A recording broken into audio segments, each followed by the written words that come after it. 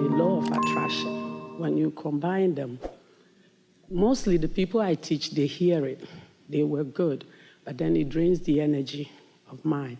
So I wanted to talk about that, how to build mine up to the point that after counseling, I'll be able to stay in my energy more than dipping. It's really an important question, and the answer is going to surprise you because you're looking at it in a slightly flawed, skewed way.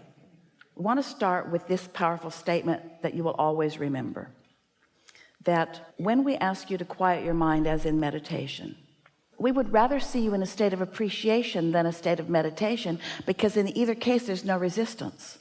But meditation is a good bridge into that non-resistance, and for most people meditation is really helpful.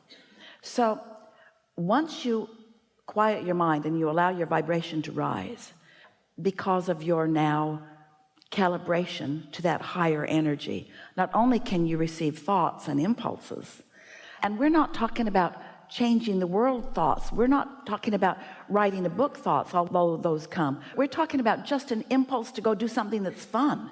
Your inner being knows what your path of least resistance is, and sometimes it's go get a Slurpee, and it sounds like a really good idea. Follow the impulse. Once you know you're there and you're in that quieted space, follow the next impulse that comes.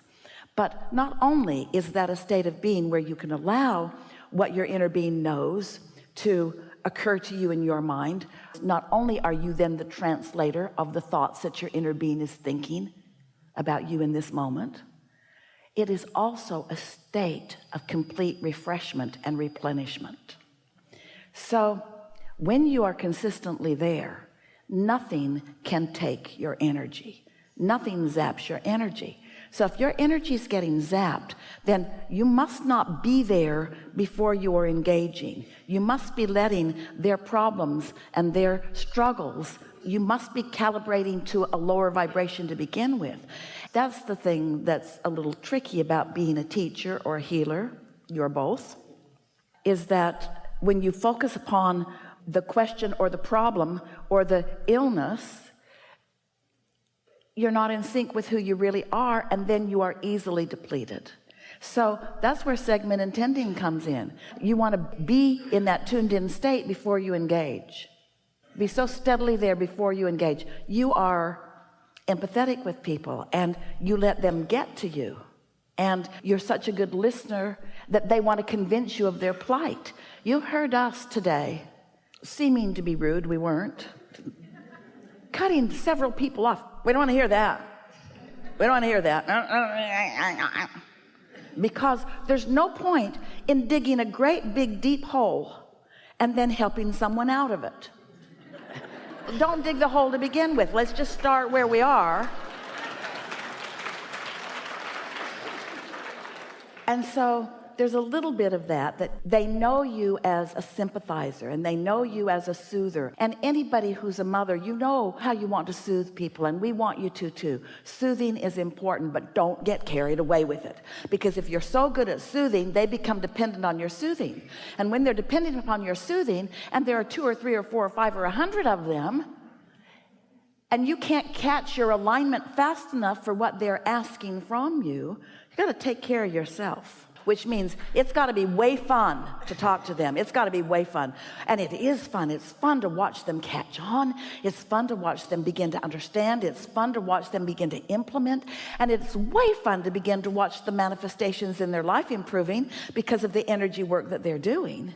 But you teach through the clarity of your example. And if you let someone deplete you, then you're not teaching them what you mean to teach them.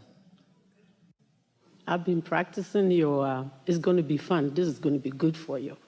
Just listen. It's going to be good. Just do it. Have open mind. I've been doing that. And it's funny because anytime I say that, I'm like, oh, Abraham is here.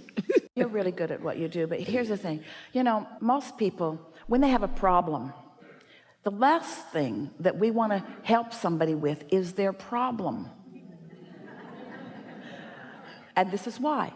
They've been thinking about it for so long that they've got such a strong belief in things as they are that they don't get the sense of their own power very easily when we start with their problem.